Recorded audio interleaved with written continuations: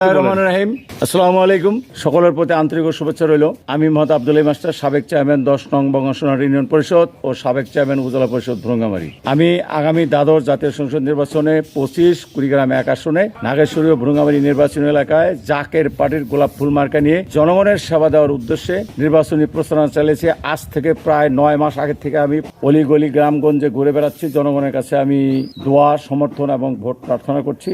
এখানে যে জরুরি যে বিষয়টা, এটা আমাদের এই কুড়িগ্রাম জেলার 4টে এমপির এক বাক্যে কথা বলা উচিত। দ্রুত গতিতে আমাদের এখানে গ্যাস লাইন কুড়িগ্রাম জেলায় ইন করাইতে হবে এবং আমাদের কুড়িগ্রাম জেলায় অনেক ইনশাল্লাহ অনেক শিল্পপতি আল্লাহর রহমত হয়েছে এবং এখানকার আমাদের যে শ্রমিকরা আছে নীতিবান, নৈতিকতা এবং সবারই শারীরিক অবস্থা ভালো। এই শ্রমিকগুলা এখানে শিল্প কলকারখানা হলে একটা শ্রমিক আর ঢাকা যাবে না। আমরা এখান থেকেই আমরা বাড়িতে ভাত খেয়ে আমাদের ভাই বোনেরা এখানে কলকারখানায় কাজ করতে পারবে। সর্বোপরি আমি পর্যায়ক্রমে এবং আসাম বাংলাদেশ যে ব্রিটিশ শাসন আমলের যে ব্রড গেজ আছে আমাদের ভ্রঙ্গামারী উপজেলার মধ্য দিয়ে, এই আসাম বাংলাদেশ মৈত্রী ট্রেন চালু করতে পারলে এখানে আমাদের নাগেশ্বরী ভ্রঙ্গামারী মানুষ আমরা এখান থেকে সহজে এখানে যাতায়াতের ব্যবস্থা হবে। সোনাহাট